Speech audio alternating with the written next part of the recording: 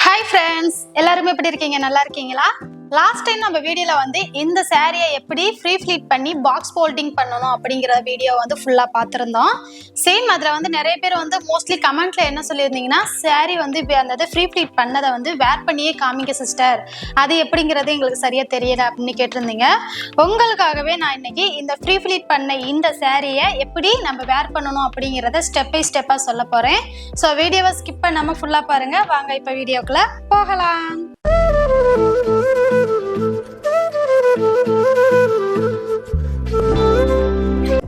Okay friends, first என்னுடைய சாரியை நான் எடுத்துட்டு இந்த மாதிரி தான் உங்களுக்கு எப்போ வெளியில வந்து ஃப்ரீ ஃபிளிட் பண்ண கொடுத்துருந்தீங்கன்னா இந்த மாதிரி தான் உங்களுக்கு பாக்ஸோட வந்திருக்கும். இந்த சாரியை வந்து நம்ம எப்பவும் போல ஓப்பன் பண்ணிக்கோங்க. இந்த மாதிரி ஒரு சைடு வந்து உள் பக்கமாக அப்படி முந்தானியை மட்டும் வச்சிருப்பாங்க. அந்த முந்தானியை ஃபர்ஸ்ட் வந்து ரிலீஸ் பண்ணிக்கோங்க. முந்தானியை ரிலீஸ் பண்ணதுக்கப்புறம் உங்களுடைய முந்தி பார்ட் வந்து இப்படி இருக்கும். ஓகேங்களா? ஃபுல்லாக அந்த மாதிரி ஓப்பன் பண்ணிக்கோங்க. ஓப்பன் பண்ணிட்டு இதான் சாரியோட ஸ்டார்டிங். ஓகேங்களா? இதுதான் என்னுடைய சாரியோட எண்டு பார்ட்டு. இங்கேருந்து தான் நம்ம ஸ்டார்ட் பண்ண போகிறோம். இங்கெல்லாம் பின் பண்ணி வச்சுருப்பாங்க. நம்ம வந்து ஒவ்வொரு இடத்துட்டையும் கட்டும் போது அந்த பின்னை வந்து ரிலீஸ் பண்ணாவே போதும். இப்போவே பண்ணணும்னு தேவையில்லை. ஃபஸ்ட்டு நான் வந்து ஆல்ரெடி நான் சொல்லியிருந்தேன், நான் வந்து உடம்பா இல்லை, கொஞ்சம் ஒல்லியாக தான் இருக்கேன். அதனால என்னுடைய ஹிப்புக்கு ஏற்ற மாதிரி தான் மெஷர்மெண்ட் வந்து நான் நோட் பண்ணி தான் இந்த ஃப்ரீ ஃபிளிட்டிங் எடுத்திருக்கேன். ஸோ அதனால நான் இந்த இடத்துல ஃபர்ஸ்ட் வந்து ஒரு முடிச்சு போட்டுக்கிறேன். ஓகேங்களா? அந்த கார்னர் பக்கம் இருக்குல்ல, இந்த இடத்துல எப்பவும் போல் ஒரு முடிச்சு போட்டுக்கோங்க. முடிச்சு போட்டுட்டு சாரியோட எண்டை வந்து கரெக்டாக இந்த இடுப்பு பக்கம் இப்படி சொருவிக்கோங்க. கரெக்டாக உள்ள உங்களோட ஹைட்டு பார்த்து சொருவிக்கோங்க. ஹைட்டுக்கு ஏற்ற மாதிரி கிளாத்தை கொஞ்சம் நல்லாவே உள்ளே விட்டு சொருவிக்கலாம். இப்போ பேலன்ஸ் பார்த்தீங்கன்னா இந்த கிளாத்தை அப்படியே ஒரு ரவுண்டு வந்து சுற்றி வாங்க. இப்படி சுற்றி வந்தீங்கன்னா இந்த இடத்துல உங்களுடைய சென்டர் ஃபிளீட் வந்து ஆட்டோமேட்டிக்காக அவங்க எடுத்து வச்சுருப்பாங்க. இதை வந்து நம்ம சொருகுனா மட்டும் போதும். அதுக்கு முன்னாடி கொஞ்சம் சின்ன வேலை இருக்குது. இப்போ என்ன பண்ணணும்னா, இந்த சாரியை வந்து ஆல்ரெடி நம்ம சுற்றி வந்திருக்கோம்ல, நம்மளோட ஹைட்டு பார்த்துட்டு சுற்றி வர இந்த மாதிரி சாரியை வந்து உங்களுடைய இன்ஸ்கர்ட்டுகளை நீங்கள் சொருகி விட்டுக்கோங்க ஃபுல்லாக. நானும் சேம் என்னோட ஹைட்டு பார்த்துட்டு இன்ஸ்கர்ட்டுக்குள்ள சொருகி விட்டுட்டேன். இந்த இடத்துல என்னுடைய சாரியை வந்து லைட்டாக மட்டும் இப்படி சும்மா வந்து இந்த இடத்துல சொருகி வச்சுட்டு சாரியோட ஷோல்டர் பின் வந்து இப்போ நம்ம பாயிண்ட் பண்ண போகிறோம். இந்த எண்டு பார்ட் இருக்குல்ல, அதை அப்படியே எடுத்துக்கோங்க. எடுத்துட்டு சேம் மறுபடியும் இன்னொரு ரவுண்டு வந்துக்கோங்க. ஓகேங்களா? இன்னொரு ரவுண்டு வந்ததுக்கு அப்புறமா இப்படி தான் இருக்கும். இப்போ வந்து பாருங்க, இந்த இடத்துல பின் பண்ணியிருக்க இந்த பின்னெல்லாம் கொஞ்சம் ரிமூவ் பண்ணிட்டீங்கன்னா உங்களுக்கு கட்டுறது கொஞ்சம் ஈஸியாக இருக்கும். ஓகேங்களா? இந்த பின்னை ரிமூவ் பண்ணிக்கோங்க. சேம் அதே மாதிரி கீழேயும் பின் பண்ணி வச்சுருப்பாங்க. அந்த பின்னையும் ரிமூவ் பண்ணி விட்டுட்டிங்கன்னா உங்களுக்கு இந்த மாதிரி அழகாக வந்துடும். இந்த பின்னை ஓரமாக வச்சிடலாம்.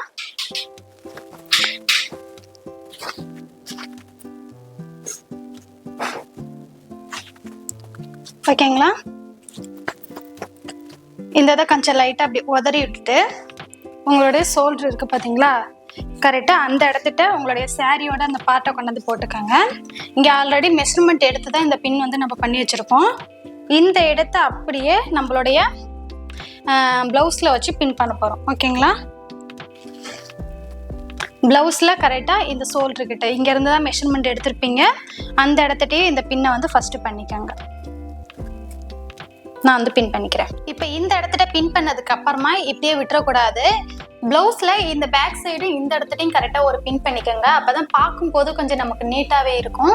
அதனால இந்த இடத்துல எப்போவுமே பின் பண்ணிக்கோங்க. சப்போஸ் உங்களால் பின் பண்ண முடியலனாட்டியும் வேறு யாராச்சும் ஹெல்ப்புக்கு கூட்டியாச்சும் இந்த இடத்துல பின் பண்ணிக்கோங்க. ஸோ இந்த 2 பின் வந்து ஃபஸ்ட்டு பண்ணணும். அதுக்கப்புறம் நல்லா சாரியை வந்து ஒன்ஸ் இப்படி நல்லா அரேஞ்ச் பண்ணி விட்டுட்டு இப்படி நல்லா இழுத்து பிடிச்சிக்கோங்க. இழுத்து பிடிச்சிட்டு சாரியோட எண்டு பார்ட்டை இப்படி இங்கிட்டு கொண்டு வாங்க. ஓகேங்களா? இப்போ நான் கொண்டுட்டு வர மாதிரியே இங்கே ஆல்ரெடி எம்டியாக சொருவி வச்சுருக்கோம்ல, இதை அப்படியே எடுத்து விட்டுக்கோங்க. எடுத்து விட்டுட்டு சாரி அப்படி கீழ் பக்கமாக கொஞ்சம் லைட்டாக இழுத்து விட்டுட்டு இந்த சைடு லைட்டாக கொஞ்சம் அரேஞ்ச் பண்ணிக்கோங்க. ஓகே? இப்படி வந்ததுக்கப்புறமா கரெக்டாக உங்களோட இன்ஸ்கர்ட் வந்து நீங்கள் போட்டிருப்பீங்கள்ல, இந்த இடத்துட்ட வச்சு ஒரு பின்னு. ஓகேங்களா? நான் இந்த மாதிரி ஒரு சேஃப்டி பின் எடுத்து உங்களுடைய இன்ஸ்கர்ட்டோட சேர்த்து இங்கே வந்து ஒரு பின் பண்ணிக்கலாம். ஓகே?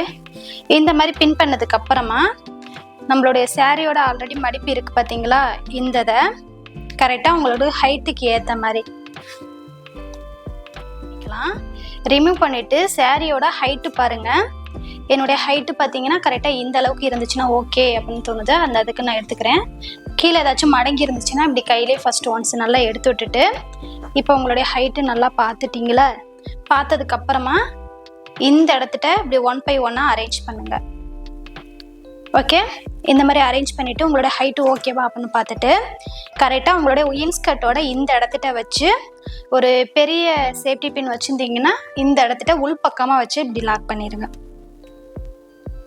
இப்போ நான் பின் பண்ணுறியே உள் பக்கமாக வச்சு பின் பண்ணிட்டீங்களா? இது பார்க்குறதுக்கு நீட்டாக இருக்கும். இந்த சைடில் வந்து தனியாக அப்படி உப்பிக்கிட்டு தெரியாது. அந்த இன்ஸ்கர்ட்டோட சேர்த்தாப்புல அழகாக உங்களுக்கு இருக்கும். இந்த மாதிரி வச்சுட்டு பேலன்ஸ் பார்த்தீங்களா மேலே இருக்குல்ல, இந்த இதை அப்படியே உள் பக்கமாக சொருகி விட்டுறலாம். ஓகேங்களா? அப்போ நான் சொருகின மாதிரியே கரெக்டாக சொருகிட்டுக்கோங்க. இப்போ என்ன பண்ண போகிறோம்னா, ஆல்ரெடி இந்த இடத்துட்டு வந்து இங்கே தான் பின் பண்ணியிருக்கோம். இந்த பார்டரோட எண்டு பார்த்தீங்கன்னா இங்கே தெரியும். இங்கே வந்து ஒரு ஓப்பன் மாதிரி இருக்குல்ல, இது வழியாக அப்படி உள்ளே கை விட்டிங்கன்னா இந்த இடத்துட்ட ஒரு கிளாத்து ஒன்று தெரியும் உங்களுக்கு. ஸோ அந்த கிளாத்தை அப்படி இழுத்துக்கங்க. இழுத்துட்டு இப்படி உள்டாவா 2 சுற்று சுற்றுங்க போதும். ரொம்பலாம் வேணாம். 2 சுற்று சுற்றினீங்கன்னா இந்த இடத்துல அந்த ஃப்ளீட் வந்து ஆட்டோமேட்டிக்காக உட்கார ஆரம்பிச்சிடும். இதை நம்ம இப்படி அரேஞ்ச் பண்ணி இப்படி கீழே இழுத்து கொடுத்தோம்னாவே போதும். செம்ம நீட்டாக நமக்கு அந்த கிளாத் வந்து இங்கே மடிப்பாக அழகாக உட்காந்துரும். இப்போ நல்லா லைட்டாக தான் பண்ணியிருக்கேன். இதுக்கே பாருங்கள் செம்ம நீட்டாக வந்துருச்சு. இங்கே நான் சுருட்டி வச்சிருக்கல, இதை அப்படியே வந்து சொருகிக்கிறேன் உள் பக்கமாக. சொருகிட்டுட்டு அப்படியே பேலன்ஸ் பார்த்தீங்களா இந்த கிளாத் இருக்குல்ல, இதை அப்படியே இந்த பக்கமாக கொண்டுட்டு வரேன். கொண்டுட்டு வந்து இப்படியே ஒரு ஃபோல்டு பண்ணி இங்கே எடுத்துகிட்டு சொருகி விட்டுக்கிறேன் பேலன்ஸ் இருக்கிறத. ஓகேங்களா? சொருகி விட்டாச்சு. இப்போ அப்படியே சாரியை வந்து கீழ்ப்பக்கமாக லைட்டாக இழுத்து விட்டுக்கலாம். இழுத்து விட்டுட்டு இங்கே ஆல்ரெடி விட்டுருக்கோம்ல நம்மளுடைய ஜஸ்ட் ப்ளீட்டு, இதை வந்து முன்பக்கமாக அப்படி இழுத்து விட்டு ஈவனாக 1 by 1 ஃபஸ்ட்டு அரேஞ்ச் பண்ணி கொடுங்க.